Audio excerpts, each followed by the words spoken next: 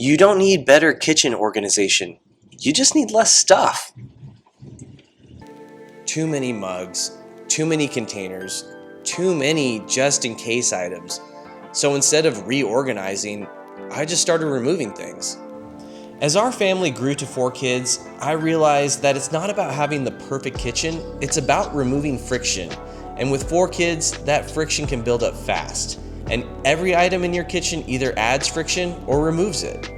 Here are 10 things that I got rid of that made our minimalist kitchen with 4 kids actually work. The first one is excess mugs. And trust me, I know these can build up fast. You go to some place, you want to pick up a mug to remember the place by. Your local epoxy company is handing these out for free. That actually happened to us. You get one as a gift for Christmas. They build up fast and you don't need 25, 30 mugs. The key here is just keeping the mugs that you need for your family. That might be 5, that might be 10, but reduce it down to the ones that are really special to you. Number 2, duplicate utensils. And this one can build up so fast, you don't even realize it. I had to ask myself the question at one point, do I really need 4 flat spatulas for flipping eggs? Do I really need 3 big ladles? Do I really need 4 rubber scrapers? The answer is no. I probably only need 1, 2 at the most of each of these utensils. Number 3, single-use gadgets. Now we've all got a couple of these lying around our house somewhere. I remember back, my mom used to have this little automatic can opener where you just kind of stick the can in there and it would open the can for you. The trick here is to keep these single-use gadgets from piling up so that you don't have 10 of them lying around that can only do one function. Number 4, too many food containers or Tupperware. We've all been there before. We save the jar of spaghetti, wash it out, and put it through the dishwasher so that we can have an extra mason jar lying around. We save the empty container from the cream cheese and wash it out so that we can use it for a little bit of salsa later on down the road. And before you know it, your Tupperware cabinet is just bursting and you can't even match the lids up with the proper container and everything's just falling out, and every time you open it up you just have anxiety so that you don't even want to use your Tupperware anymore. You just start putting things in plastic bags.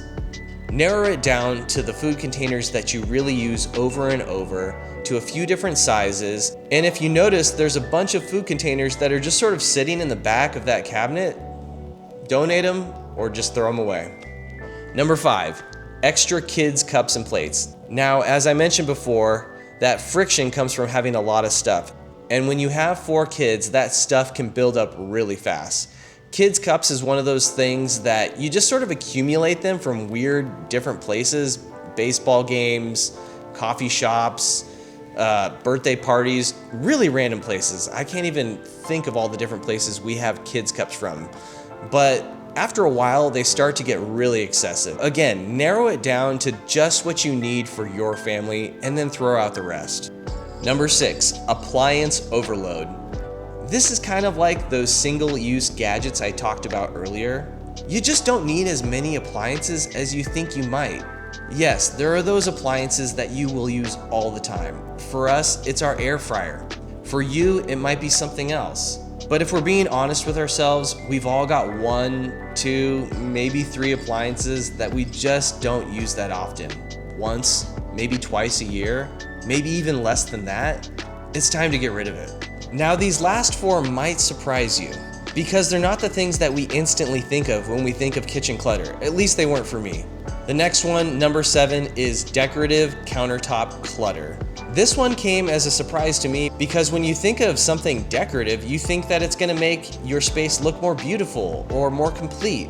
But the truth is, the decorative countertop clutter can build up just as fast as the other stuff. The famous German designer Dieter Rams once said, "Good design is as little design as possible." I think this applies to interior design as well. It's not about how much you have to make the space look better, but it's how much you can take away and have the space still look awesome. Number 8, bulk pantry overload. We all love our trips to Costco. We do too, and as a larger family, we get a lot of bulk items. But with bulk items comes that dreaded bulk overflow within your pantry. Your countertop starts getting flooded with chip bags and beef jerky sticks and all the individually packaged items that come from those big bulk packages at Costco. There's no simple solution to this, but for us, we found that simply finishing those individually packaged items before we go out and buy new ones is the safest bet. Or take one of those large boxes that all these little chips come in, and then start to mix and match all your other chips or fruit snacks or whatever it is into that large box so that your kids can go into the cabinet and easily see all of them just laid out before them. Or, and I mentioned this in my last video, plan out your shopping trips. Don't buy the stuff that you don't need. Number 9, paper piles and mail buildup. This can be a sneaky one too, because our kids come home with all sorts of stuff from their schools. Fundraising papers, finished projects, homework, just general information from their school. And not only that, but we get mail every single day.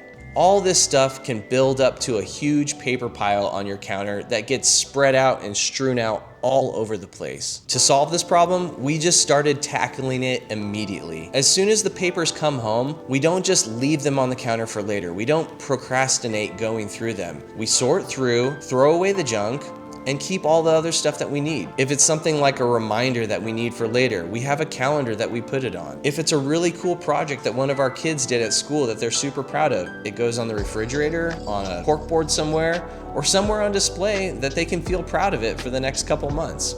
The point is to not let this stuff build up because it happens so quickly, but to tackle it immediately as soon as you can. Last but not least, number 10, just in case items. And this one really hit close to home for me personally because I've always been that kind of person who saves items just in case I need it for the future. I used to save every single charger, every single extra little cord. I was always saving stuff just in case for later. This started happening in our kitchen too. We'd save the one-off utensil, the one-off appliance, the one-off single-use item for later. We would make a purchase or get something as a gift that would come with an additional appliance that we maybe already had something similar to, and we'd keep it just in case. This is really a philosophy that carries through to all different parts of your house and is especially true of your kitchen. If you're holding on to items just in case, or because I might need it tomorrow, or a year from now, or 2 years from now, that day is honestly probably never gonna come. And if you do find yourself in that position of needing something that you got rid of a few months or a few weeks ago, and you need to go out and purchase a new one, at least now you know that's an item that stays in your kitchen. And remember, all of this is not you needing to be better at organization. It's all about you just needing less stuff. When we removed these things, not much changed about our family. We're still loud, we're still busy, we still have 3 little kids, 1 baby, but 3 little kids asking for snacks at the same time. But the kitchen feels lighter, cleanup is faster, and there's less tension in the room. Minimalism isn't about having the perfect kitchen. It's about removing what adds friction, so you have more energy for what actually matters.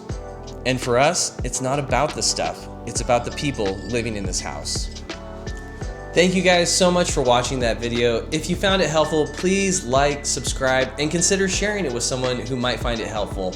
It means the world to me, and I will see you guys in the next video.